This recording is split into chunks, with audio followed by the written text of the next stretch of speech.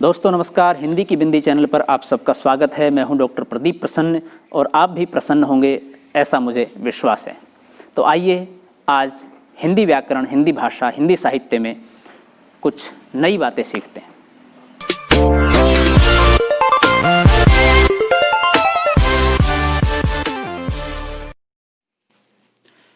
विद्यार्थियों, आज की वीडियो हम बना रहे हैं रीतिकाल का इतिहास पार्ट 6। रीतिकाल के इतिहास को हम लगातार पढ़ा रहे हैं। रीतिकाल एक बड़ा साहित्यिक काल है हिंदी साहित्य के इतिहास में। विशेष रूप से राजर्षि भर्तृहरि मत्स्य विश्वविद्यालय अलवर एवं राजस्थान यूनिवर्सिटी तथा राजस्थान की अन्य यूनिवर्सिटियों के मध्य बीए द्वितीय वर्ष हिंदी साहित्य के पाठ्यक्रम में रीतिकाल का इतिहास संलग्न है। तो उसके विद्यार्थी तो विशेष रूप से तैयारी करें ही, साथ ही साथ एमए की कक्षाओं में, एमए प्रथम वर्ष में हिंदी साहित्य का इतिहास पूरा है तो उसमें रीतिकाल भी है, आधुनिक काल, भक्ति काल, आदि काल सभी हैं। और अन्य दूसरी प्रतियोगी परीक्षाओं से संबंधित सवाल भी इसमें से पूछे जाते हैं। आपसे इतना निवेदन है कि यदि आपने हमारा चैनल अभी तक सब्सक्राइब नहीं किया है तो प्लीज़ उसे सब्सक्राइब जरूर करें, बेल आइकन को जरूर दबाएं ताकि कोई वीडियो आप मिस ना कर पाएँ। आइए तो शुरू करते हैं हम रीतिकाल का इतिहास पार्ट 6। रघुनाथ, ये बंदीजन एक प्रसिद्ध कवि हुए हैं जो काशीराज महाराज बरिवंड सिंह की सभा को सुशोभित करते थे। काशी नरेश ने इन्हें चौरा ग्राम दिया था। इनके पुत्र गोकुलनाथ, पौत्र गोपीनाथ और गोकुलनाथ के शिष्य मणिदेव ने महाभारत का भाषा अनुवाद किया जो काशीराज के पुस्तकालय में है।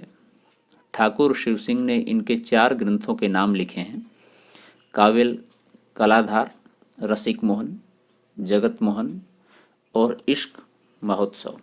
बिहारी सतसई की एक टीका का भी उन्होंने उल्लेख किया है।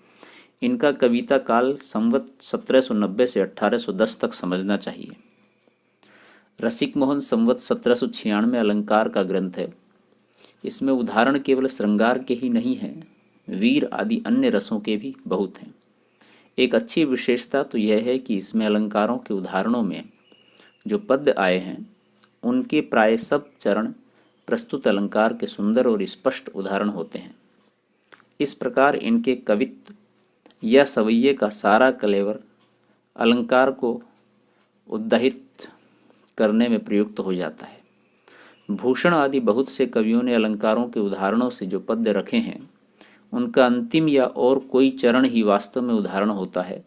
उपमा के उदाहरण में इनका यह प्रसिद्ध कवित्व लीजिए: फूली उठे कमल से अमल हितु के नयन, कहे रघुनाथ भरे चौन रस सिए रे, दोरी आए भोर से करत गुनि गुणगान, सिद्ध से सुजान सुख सागर सुनिए रे, सुर भी सी खुलन सुकवि की सुमति लागी, चिरिया सी जागी चिंता जनक के जिए रे, धनुष पे ठाड़े राम रवि ने लसत आजू भोर के से नखत नरिंद नए पिए रे। काव्य कलाधर संवत 1802 रस का ग्रंथ है। इसमें प्रथानुसार भाव भेद, रस भेद थोड़ा बहुत कहकर नायिका भेद और नायक भेद का ही विस्तृत वर्णन है। विषय निरूपण इसका उद्देश्य नहीं जान पड़ता। जगत मोहन संवत 1807 वास्तव में एक अच्छे प्रतापी और ऐश्वर्यवान राजा की दिनचर्या बताने के लिए लिखा गया काव्य है। इसमें कृष्ण भगवान की 12 घंटे की दिनचर्या कही गई है। इसमें ग्रंथकार ने अपनी बहुज्ञता अनेक विषयों जैसे राजनीति, सामुद्रिक, वैदक, ज्योतिष, शालिहोत्रा, मृग्या, सेना, नगर, गढ़ रक्षा, पशु पक्षी, शतरंज इत्यादि के विस्तृत और अरोचक वर्णनों द्वारा प्रदर्शित की है। इस प्रकार वास्तव में पद्य में होने पर भी यह काव्य ग्रंथ नहीं है। इश्क महोत्सव में आपने खड़ी बोली की रचना का शौक दिखाया है। खड़ी बोली दरअसल आज जो मैं बोल रहा हूँ, आप बोलते हैं, आप सुनते हैं, लिखते हैं, पढ़ते हैं, वो खड़ी बोली है। अन्यथा रीतिकाल के समय में ब्रज का प्रचलन अधिक हो गया था। अवधि थोड़ी बहुत या ब्रज अधिक चलती थी उस समय में। उसके बाद आधुनिक काल में खड़ी बोली का विस्तार या खड़ी बोली का एक तरह से एकीकरण धीरे धीरे हुआ है। उससे पहले तो ब्रज, फिर अवधी, उससे पहले फिर अपभ्रंश, प्राकृत, पाली वगैरह वगैरह चलती थी। उससे सूचित होता है कि खड़ी बोली की धारणा तब तक अधिकतर उर्दू के रूप में ही लोगों को थी। कविता के कुछ नमूने उद्धृत किए जाते हैं। ग्वाल संग जेबो ब्रज गयन चरीबो एबो अब कह दाहिने ये नैन फरकत हैं। मोतिन की मालवारी डारो गुंज माल पर कुंजन की सुधि आए हियो धारकत हैं। गोबर को गारो रघुनाथ का छुयाते भारो गाहा भयो महलनि मनि मरकत हैं। मंदिर है मंदर ते ऊंचे मेरे द्वार के ब्रज के खरीब तऊ हिय खरकत हैं। केंदो शेष देश ते निकसी पुहिमी पे आए बदन ऊंचाए बानी जस अस पंद की। केंदो छिति चंवरी उसीर की दिखावती है ऐसी सोहे उज्ज्वल किरण जैसे चंद की। जानी दिल पाल श्री नृपाल नंदलाल जू को कहे रघुनाथ पाए सो घरी आनंद की।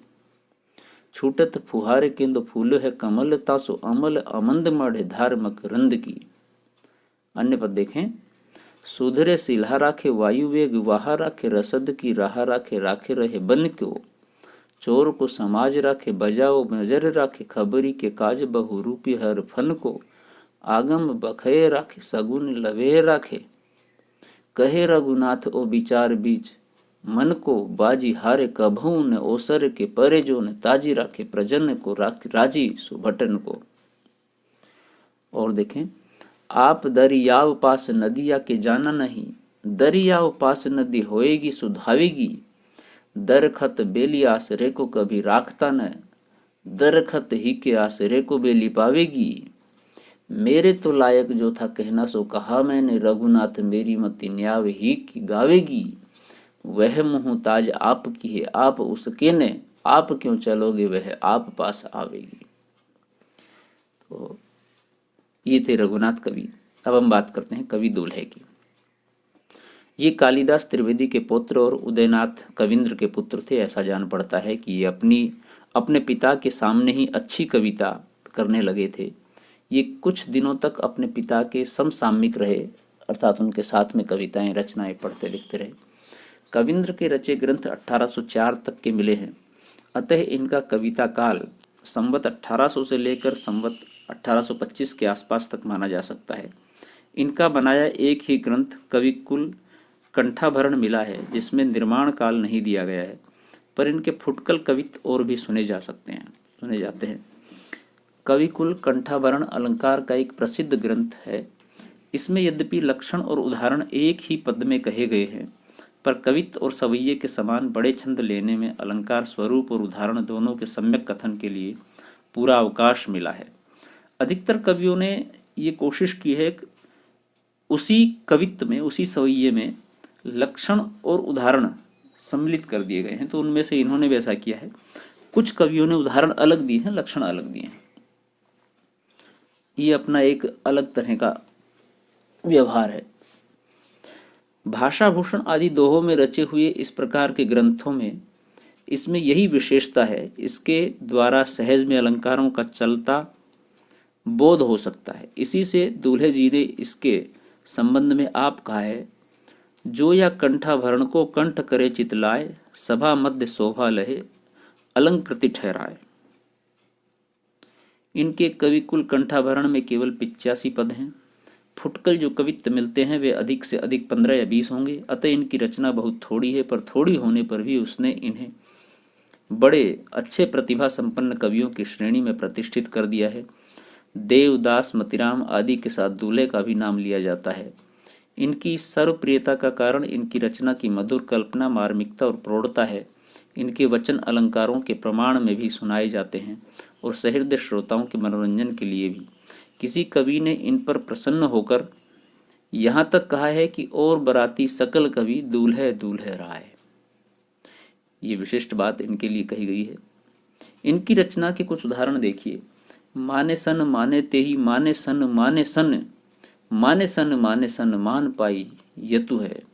कहे कवि दूल्हे अजाने अपमाने अपमान सो सदन तिन्ही को छाई यतु है। जानत है जेऊ तेऊ जात है वीराने द्वार जानी बूझी भूल तीन को सुनाइए तू है, काम बस परे को उगहत गरूर तउआ, अपनी जरूरत जा जरूर जाइए तू है। धारी जब बाही तब करी तुम नाही, पाई दियो पल काही नाही नाही के सुहाई हो, बोलत में नाही पट खोलत में नाही कवि, दूल्हे उछाली ला के भांति न लहाई हो, चुंबन में नाही परी रंभन में नाही सब, आसन बिलासन में नाही ठीक ठाई हो, मेली गल बाही के लिकीनी चित चाही यही, हाँ में भैली ना में नाही सो कहाँ ने सीखी आई हो। उरज उरज धासे बसे उर आड़े लसे, बिन गुन माल गरे धारे छवि छाए हो, नैन कवि दूल्हे हैं राते तुत राते बहन, देखे सुने सुख के समूह रस साए हो सर साए हो, जावक सो लाल भाल पलकन पीक लीक प्यारे ब्रज चंद सुचि सूरज सुहाए हो, होत अरुणोद यही कोद मति बसी आजु कौन घर बसी करी आए हो। सारी की सरोट सब सारी में मिलाए दीनी, भूषण की जेब जैसे जेब जही यतु है, कहे कभी दूल छिपाए रस छद मुख, नेह देखे सोतिन की देह दही यतु है, बाला चित्रशाला में निकसी गुरुजन आगे किन्हीं चतुराई सो लखाई लही यतु है, सारी का पुकारे हम नाही एजू, राम राम कहो नाही नाही कही यतु है। फल विपरीत को जतन सो विचित्र, हरि ऊंचे होत वामन भे बलि के सदन में, आधार बढ़े ते बड़ो अघाय अधिक जानो, चरण समायो नहीं चौधो भुवन में, आधोयो अधिक ते आधार की अधिकताई, दूसरो अधिक आयो ऐसो गणन में, तीन लोक तन में अमान्यो न गगन में, बसे ते संत मन में कितेक कहो मन में। अगले कवि हैं कुमार मणि भट्ट। इनका कुछ वृत्त ज्ञात नहीं। इन्होंने संवत 1803 के लगभग रसिक रसाल नामक एक बहुत अच्छा रीति ग्रंथ बनाया। ग्रंथ में इन्होंने अपने को हरिवल्लभ का पुत्र कहा है, शिव सिंह ने इन्हें गोकुलवासी कहा है। इनका सवैया देखिए, गामई वधु मधुर ही सूर गीतन प्रीतम संग न बाहिर आई, छाए कुमार नई छित में छविमान बिछाए नई दरसाई दरियाई, ऊंचे अटा चढ़ी देखी चहूँ दिसी बोलियो बोल, बाल गरो भई भरी आई, कैसी करो हरे हियरा हरी, आए नहीं उलही हरी आई। शंभुनाथ मिश्र। इस नाम के कई कवि हुए हैं, जिनमें से एक संवत 1806 में, दूसरे 1867 में, तीसरे 1901 में हुए हैं। यहाँ प्रथम का उल्लेख किया जा रहा है, जिन्होंने रस कल्लोल, रस तरंगिणी और अलंकार दीप नामक 3 रीति ग्रंथ बनाए हैं। ये असोथर जिला फतेहपुर के राजा भगवंत राय खींची के यहाँ रहते थे। अलंकार दीप में अधिकतर दोहे हैं, कवित सवैया कम, उदाहरण श्रृंगार वर्णन में अधिक प्रयुक्त न होकर आश्रयदाता के यश और प्रताप वर्णन में अधिक प्रयुक्त है। एक कवित दिया जाता है, आजू चतुरंग महाराज सेन राजत ही, धौसो ही दुकार धूरी परी मुँह माही के, भय के अजीर्ण ते जीर्ण उजीर भय, सूल उठी उर में अमीर जाही ताही के, बीर खेत बीच बर छीले बीरु छानो इते, धीरज ने रहो शंभु कौन हूँ सिपाही के, भूप भगवंत बीर गवाही के, खलक सब स्याही लाई बदन तमाम पातशाही के। शिव सहाय दास। इन कवियों की जितनी महत्वपूर्ण बातें आलोचकों को, विद्वानों को, समीक्षकों को, इतिहासकारों को ज्ञात है, वो सब बता दी गई है। हम उन्हीं बातों को आपको बता रहे हैं और कुछ विश्लेषित स्पष्ट करने की कोशिश कर रहे हैं। सिलसिलेवार से इन सभी कवियों के बारे में जानने से आपको यह लाभ होगा कि आप रीति काल की तमाम तरह की तथ्यात्मक चीज़ों को अच्छे से जान पाएंगे, ताकि आपको रीति काल के बारे में कुछ भी कहना पड़े, लिखना पड़े, समझना पड़े तो वह आसान हो जाए आपके लिए।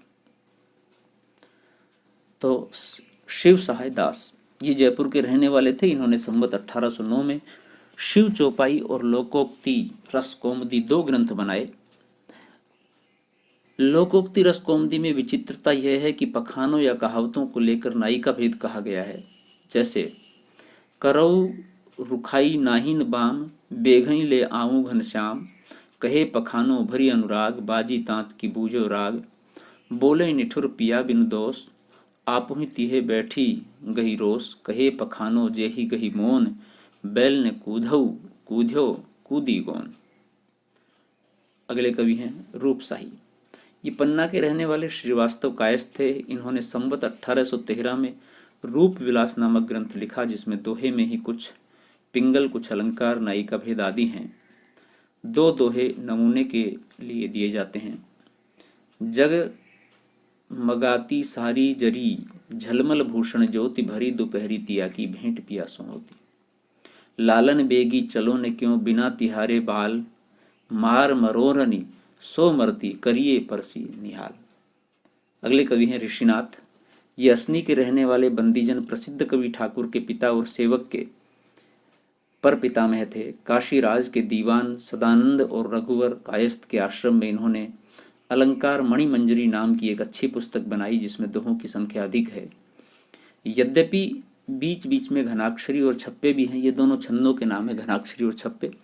हम सवैया, ये दोहा, ये सब छंद के नाम हैं। हम छंदों को लेकर एक पृथक से वीडियो बनाएंगे, तो आप हमारे चैनल पर विजिट कीजिए और छंदों के बारे में बेहतर तरीके से अच्छे से पढ़ने के लिए उसे देखिए। इसको रचना काल संवत 1831 है, जिससे यह इनकी वृद्धावस्था का ग्रंथ जान पड़ता है। इनका कविता काल संवत 1790 से 1831 तक माना जा सकता है। कविता ये अच्छी करते थे। एक कवित्व दिया जाता है। छाया छत्र हवे करी करती, मही पालन को पूरो फैलो, रजत अपार हवे, मुकुट उदार हवे, लगत सुख श्रोणन में, जगत जगत हंस हास हीर हार हवे। अब देखिए इसके अंदर अनुप्रास अलंकार किस तरह झलक रहा है। ऋषिनाथ सदानंद सुजस बिलंद, तम वृंद के हरयो चंद्र चंद्रिका सुढ़ार हवे, हीतल को शीतल करत घन सार हवे, महीतल को पावन करत गंगधार हवे। अगले कवि हैं बैरीसाल। ये असनी के रहने वाले ब्रह्म भट्ट थे। इनके वंशधर अब तक असनी में हैं। इन्होंने भाषा भरण नामक एक अच्छा अलंकार ग्रंथ संवत 1825 में बनाया, जिसमें प्राय दोहे ही हैं। दोहे बहुत सरस हैं और अलंकारों के अच्छे उदाहरण प्रस्तुत करते हैं। दो दोहे उद्धृत किए जाते हैं। नहीं कुरंग नहीं ससक यह, नहीं कलंक नहीं पंक, 20 बिसे बिरहा वही, गही दीठ शशि अंक, करत कोक नद मधई रद, तुव पव हर सुकुमार, भय अरुण अति दवि मनो, पाए जेब के भार। दत्ता। ये माढ़ी जिला कानपुर के रहने वाले ब्राह्मण थे और चरखारी के महाराज खुमान सिंह के दरबार में रहते थे। इनका कविता काल संवत 1830 माना जा सकता है। इन्होंने लालित्यलता नाम की एक अलंकार की पुस्तक लिखी है, जिससे बहुत अच्छे कवि जान पड़ते हैं। एक सवैया दिया जाता है। ग्रीष्म में तपई भीषम भानु, गई बन कुंज सखीन की भूल सो,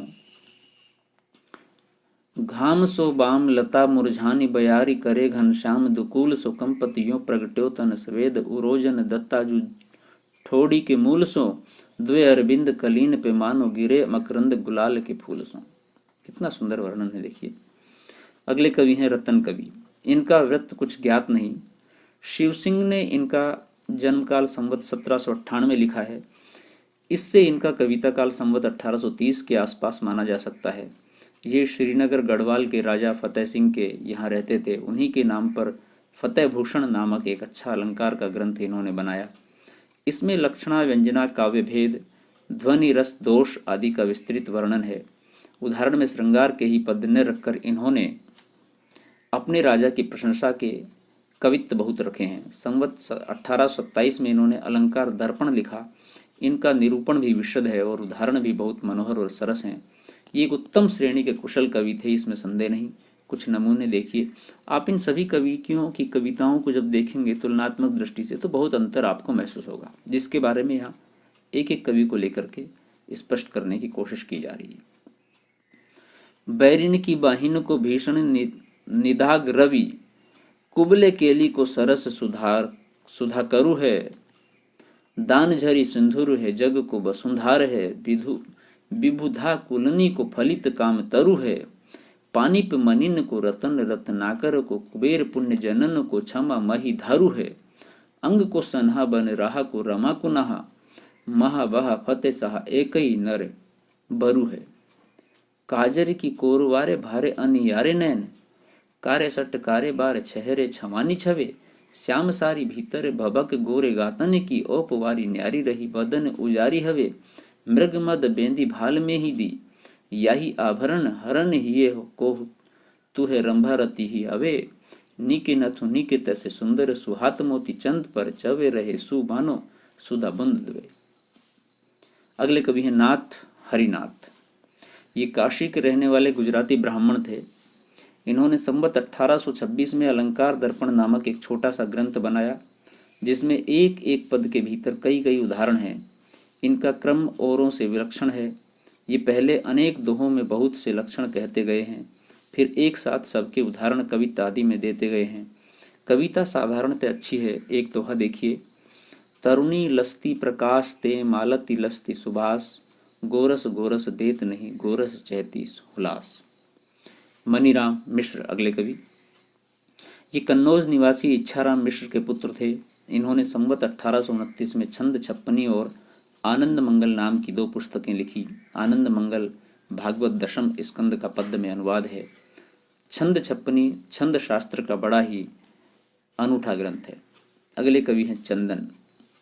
ये नाहिल पुआया जिला शाहजहांपुर के रहने वाले बंदीजन थे और गौड़ राजा केसरी सिंह के पास रहा करते थे। श्रृंगार सागर, काव्य भरण, कल्लोल तरंगिणी, ये 3 रीति ग्रंथ लिखे। इनके अतिरिक्त इनके निम्नलिखित ग्रंथ और हैं: केसरी प्रकाश, चंदन सतसई, पथिक बोध, नक्षिक, नाममाला कोश, पत्रिका बोध, तत्व संग्रह, शीत बसंत ये कहानी है, कृष्ण काव्य, प्राग विलास। ये एक अच्छे चलते कवि जान पड़ते हैं। इन्होंने काव्य भरण संवत 1845 में लिखा। फुटकल रचना तो इनकी अच्छी है ही, अर्थात छोटे छोटे टुकड़ों में अनेक रचनाएं की। शीत बसंत की कहानी भी इन्होंने प्रबंध काव्य के रूप में लिखी है। शीत बसंत की रोचक कहानी इन प्रांतों में बहुत प्रचलित है। उसमें विमाता के अत्याचार से पीड़ित शीत बसंत नामक 2 राजकुमारों की बड़ी लंबी कथा है। इनकी पुस्तकों की सूची देखने से यह धारणा होती है कि इनकी दृष्टि रीति ग्रंथों तक ही बद्ध न रहकर साहित्य के और अंगों पर भी थी, अर्थात अन्य विधाओं के रूप में भी इन्होंने अपनी कविताएं रची। ये फारसी के भी अच्छे शायर थे और अपना तखल्लुस संदल रखते थे। इनका दीवाने संदल कहीं कहीं मिलता है। उर्दू के ज़्यादातर कवियों को, शायरों को आपने सुना होगा, देखा होगा, और हिंदी के रचनाकार भी तो अपने नाम के आगे जो दूसरा उपनाम लगाते हैं, जाति सूचक शब्द न होकर के कुछ अन्य, तो उसे तखल्लुस कहते हैं।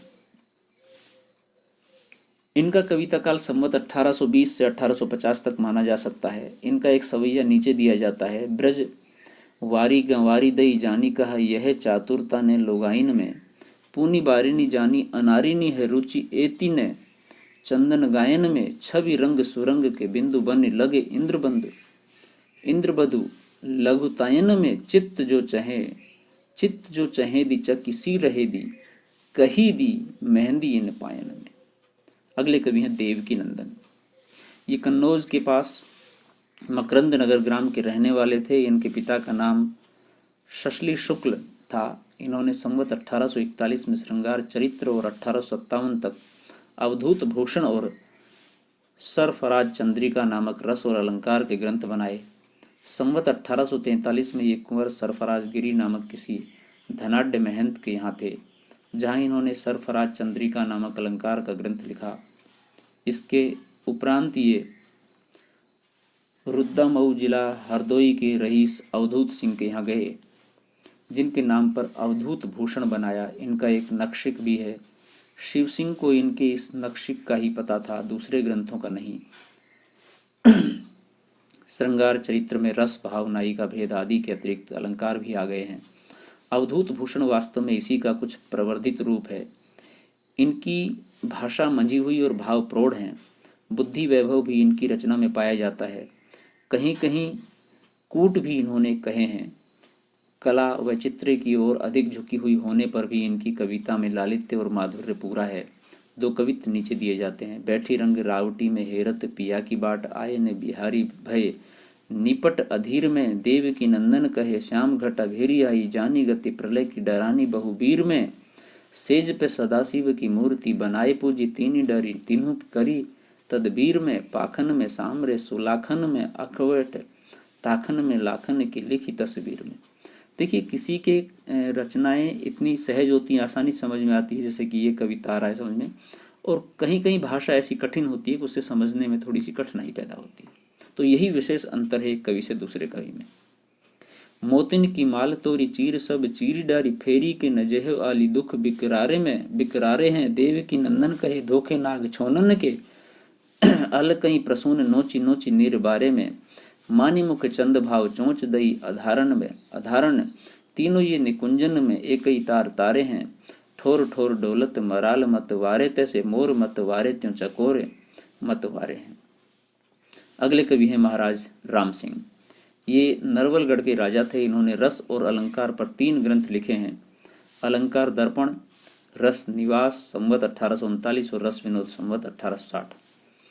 अलंकार दर्पण दोहों में है, नाई का भेद भी अच्छा है। ये एक अच्छे और प्रवीण कवि थे। उदाहरण देखिए कि सोहत सुंदर श्याम सिर मुकुट मनोहर जोर और मनो नील मणि शैल पर नाचत राजत मोर दमकन लागी दामनी करन लगे घन रोर बोलती मोती कोयले बोलत मात माते मोर।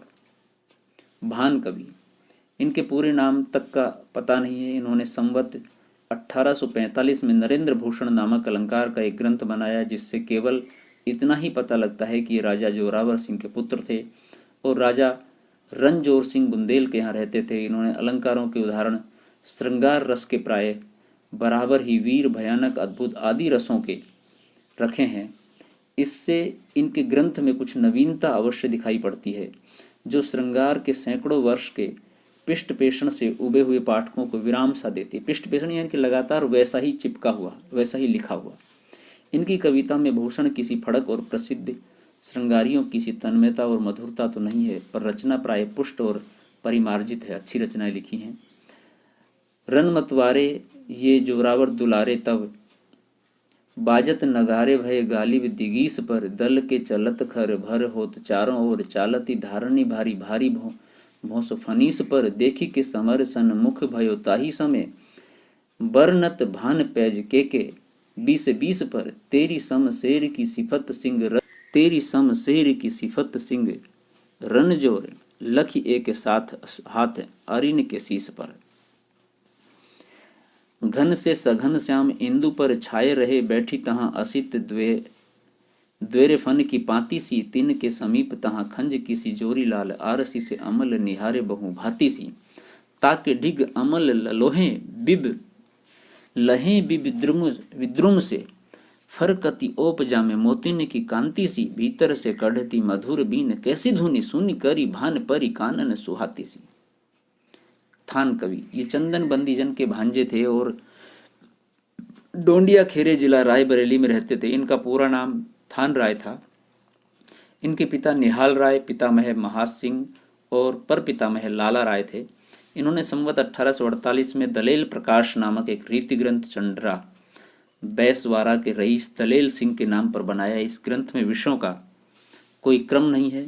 इसमें गण विचार, रस, भाव, भेद, गुण, दोष आदि का कुछ निरूपण है और कहीं कहीं अलंकारों के कुछ लक्षण आदि भी दे दिए गए हैं। कहीं राग रागनियों के नाम आए तो उनके भी लक्षण कह दिए। पुराने टीकाकारों की सी गति है। अंत में चित्र काव्य भी रखे हैं। सारांश यह है कि इन्होंने कोई सर्वांग पूर्ण ग्रंथ बनाने के उद्देश्य से इसे नहीं लिखा है। अनेक विषयों में अपनी निपुणता का प्रमाण सा इन्होंने उपस्थित किया है। ये इसमें सफल हुए हैं। ये अवश्य कहना पड़ता है कि जो विषय लिया है उस पर उत्तम कोटि की रचना की है। भाषा में मंजुलता और लालित्य है। स्ववर्णों की मधुर योजना इन्होंने सुंदर की है। यदि अपने ग्रंथ को इन्होंने भानुमति का पिटारा न बनाया होता और एक ढंग पर चले होते तो इनकी बड़े कवियों की सी ख्याति होती, इसमें संदेह नहीं।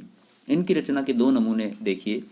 दासन पई दाहिनी परम हंस वाहिनी हो पोथी कर वीना सूर मंडल मढ़त है आसन कंवल अंग अंबर धवल मुख चंद सो अवल रंग नवल चढ़त है ऐसी मातु भारती की आरती करत थान जाको जस विधि ऐसो पंडित पढ़त है ताकि दया दीठ लाख पाथर निराखर के मुख ते मधुर मंजू आखर कढ़त है।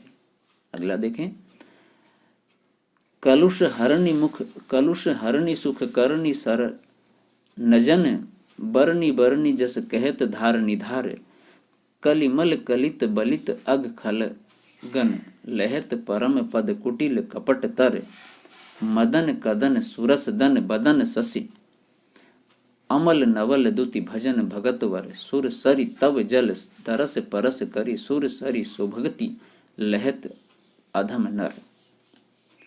तो विद्यार्थियों, ये थी आज की वीडियो रीतिकाल को लेकर के, रीतिकाल पार्ट 6। वीडियो आपने पूरी देखी, उसके लिए बहुत बहुत धन्यवाद। वीडियो आपके लिए लाभप्रद रही होगी, आपको अच्छी लगी होगी, ऐसी आशा है। और यदि वास्तव में अच्छी लगी हो तो इसे लाइक ज़रूर करें और कमेंट्स के माध्यम से हमें बताएं कुछ खास आपके विचार उद्गार। और यदि आपको किसी प्रकार की दुविधा है, कोई मन में सवाल है, कोई समस्या है इस वीडियो को लेकर के या अन्य कोई हिंदी साहित्य, हिंदी भाषा, हिंदी व्याकरण को लेकर के, तो आप कमेंट्स के माध्यम से हमें बताएं। हम नेक्स्ट वीडियो में या कमेंट्स के माध्यम से उस बात का समाधान करने की कोशिश करेंगे। यदि आप रीतिकाल के इतिहास को संपूर्ण रूप से पढ़ना चाहते हैं, सारी वीडियो देखना चाहते हैं और अन्य तथ्यों को पढ़ना चाहते हैं, और ताकि आपको समय समय पर वीडियो मिल सके, तो उसके लिए आप चैनल को सब्सक्राइब जरूर कर लें, नोटिफिकेशन दबा लें, बेल आइकॉन को दबा लें, ताकि सूचना आप तक पहुंच जाए। और सबसे महत्वपूर्ण बात, ये बिल्कुल निःशुल्क होता है, कोई पैसा इसका नहीं लगता है। बस आपके मेल पर सिर्फ एक सूचना आती है कि ये वीडियो आ गई है। तो विद्यार्थियों, आप सुरक्षित रहें, घर पर रहें, अपने परिवार को सुरक्षित रखें, देश को सुरक्षित रखें। हम नेक्स्ट वीडियो के साथ फिर जल्दी ही मिलते हैं। तब तक के लिए नमस्कार।